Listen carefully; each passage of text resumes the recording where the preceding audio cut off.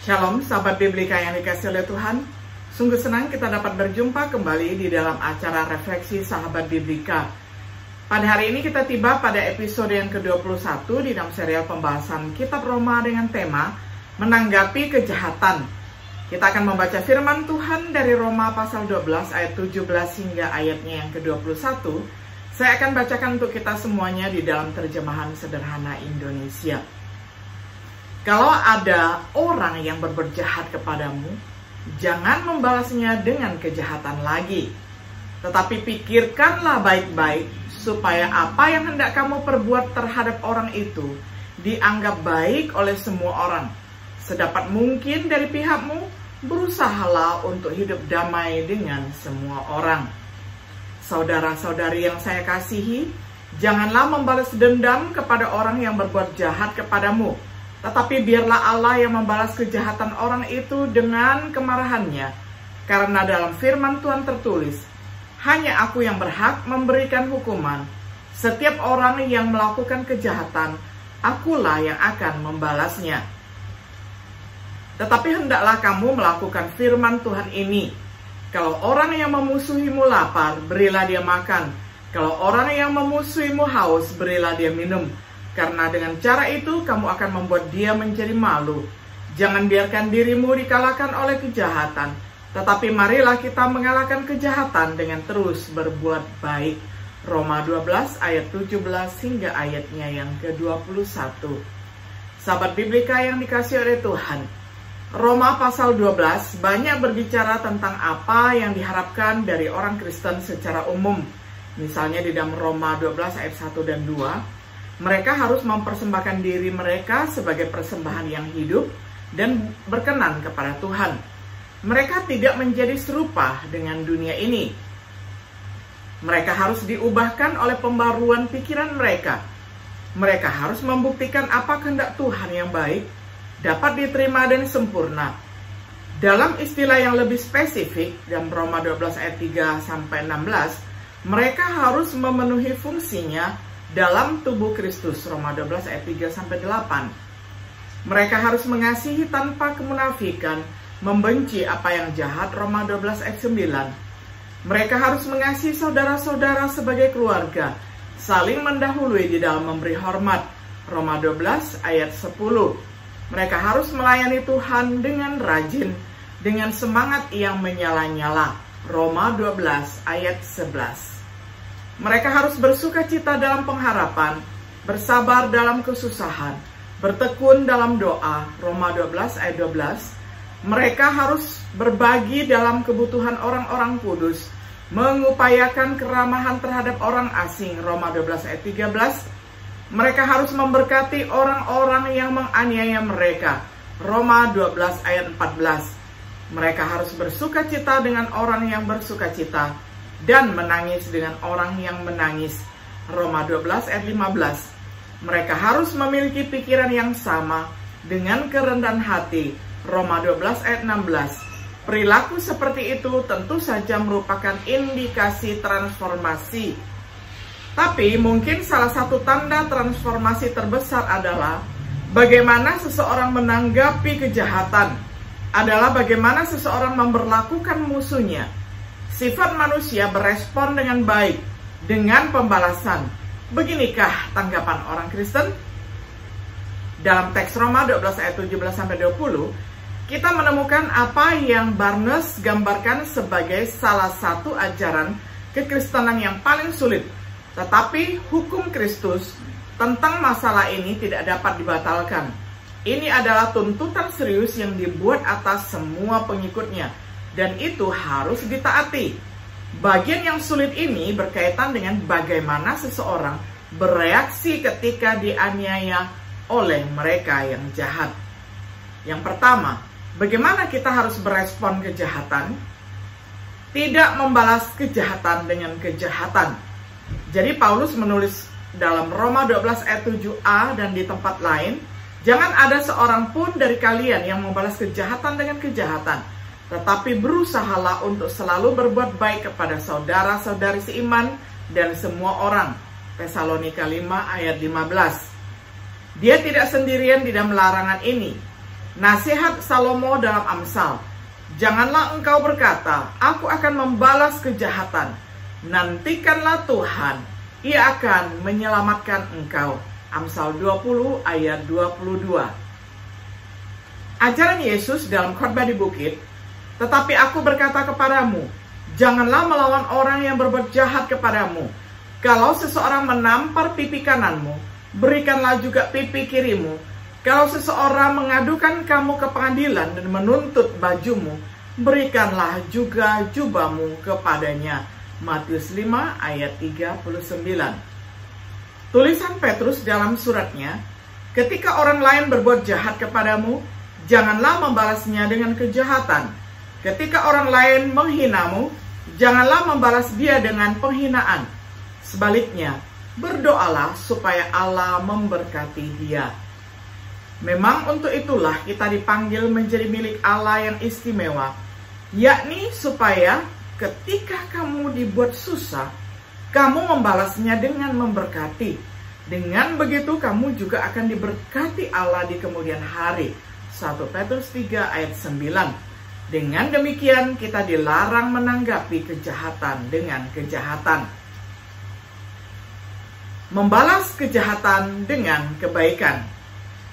Perhatikan dulu apa yang menjadi perhatian kita. Roma 12 ayat 17b dan ayat 18.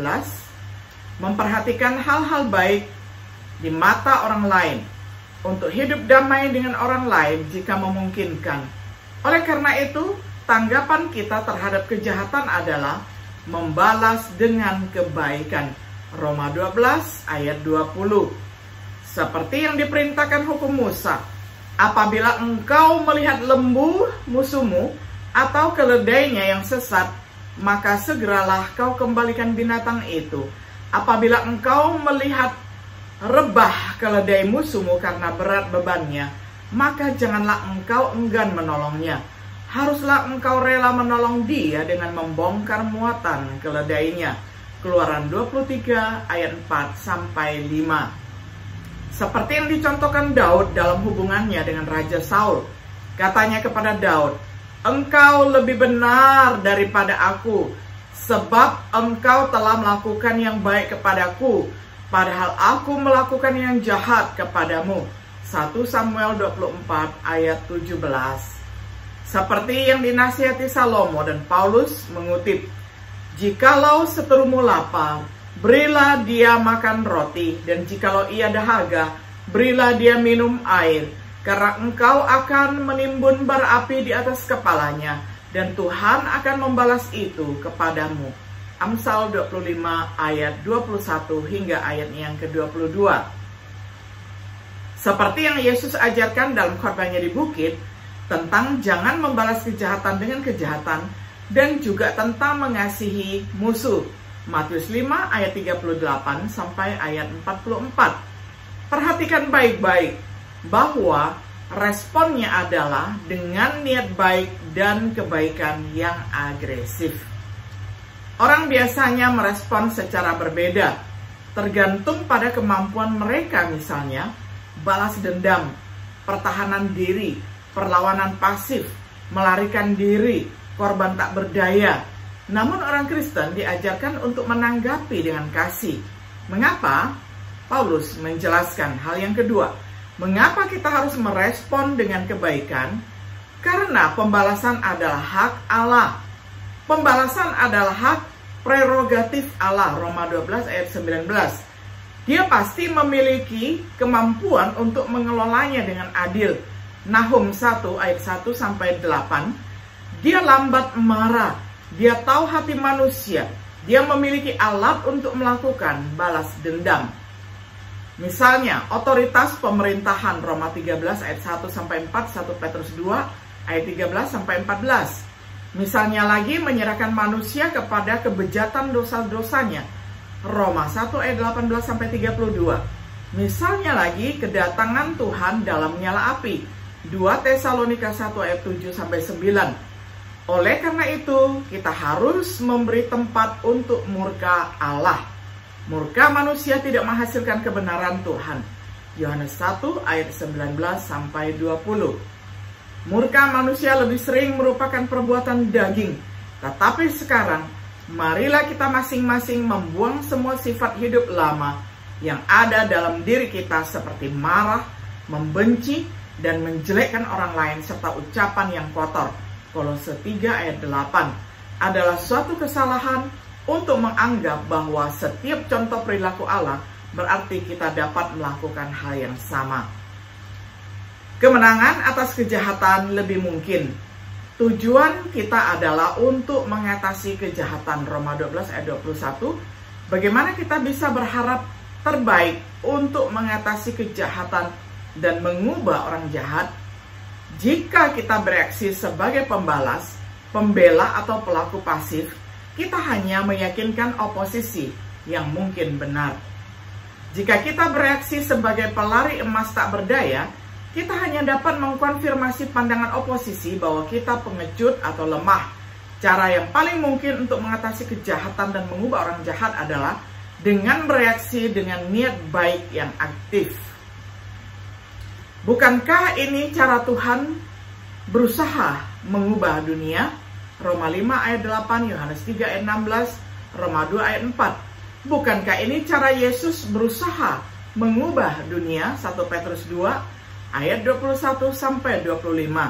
Tentu saja teladan Yesus menunjukkan cara yang lebih baik untuk menangani konflik dan kejahatan. Kerendahan hati dan kasih pengorbanannya telah memotivasi banyak orang untuk berbalik dari dosa. Dan kita dipanggil untuk berjalan dalam langkah-langkahnya. Mereka yang mengikuti teladan Yesus sering membuat dampak yang kuat pada orang lain. Ini ada sebuah kesaksian dari Kim Jong-gun telah melihat 2.000 dari 20.000 orang di Pulau Chunnam dibunuh oleh komunis. Mereka menyeret keluarganya ke tempat di mana 160 orang dari 2 desa berkumpul untuk memukuli orang-orang Kristen. Di sana ayah dan istri Kim dipukuli sampai mati dan Kim dibiarkan mati. Ketika dia hidup kembali dan mencari keselamatan di rumah seorang kenalannya, dia diserahkan kepada komunis. Hanya kemunculan tiba-tiba sebuah kapal Amerika di lepas pantai pulau yang menyelamatkannya kali ini, karena tentara komunis bergegas pergi berperang. Dia bersembunyi di pedesaan sampai tentara Korea Selatan merebut pulau itu. Komunis yang telah membunuh istri dan ayahnya ditangkap. Karena saat itu masa perang, pihak berwenang mengeksekusi tanpa pengadilan. Tetapi ketika kepala suku bersiap untuk membunuh orang-orang itu, Kim memohon, lepaskan mereka. Mereka dipaksa untuk membunuh. Kepala polisi menunjukkan keterkejutan besar. Itu adalah keluargamu yang mereka bunuh. Mengapa Anda sekarang meminta menyelamatkan nyawa mereka? Kim menjawab dengan tenang. Karena Tuhan yang saya miliki dan yang saya layani ingin saya menunjukkan belas kasihan kepada mereka. Komunis terhindar dari eksekusi karena permohonan Kim. Berita tentang tindakannya menyebar di antara pendukung komunis lainnya di daerah tersebut. Ketika Kim kemudian naik gunung untuk berkhotbah kepada komunis yang bersembunyi, dia tidak dibunuh. Banyak orang komunis menjadi Kristen dan ketika Kim akhirnya meninggalkan negeri itu, ada gereja yang berkembang dengan pesat.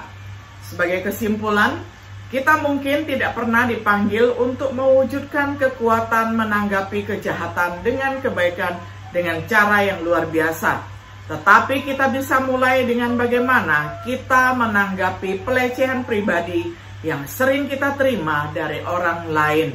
Kita dapat bereaksi terhadap perlakuan jahat bahkan dalam skala kecil dengan niat baik yang aktif. Bereaksi terhadap kejahatan dengan niat baik tidak selalu mengubah pelaku kejahatan. Yesus disalibkan di kayu salib, menanggung permusuhan oleh orang-orang berdosa. Ibrani 12 ayat 2-3. Dalam kasus seperti itu, kita harus menyerahkan pekerjaan kita kepada Tuhan, seperti yang dilakukan Yesus. 1 Petrus 2 ayat 21-23, pasal 4 ayat 19. Tetapi ada alasan lain untuk menanggapi kejahatan dengan kebaikan. menjadi berbeda dari orang berdosa.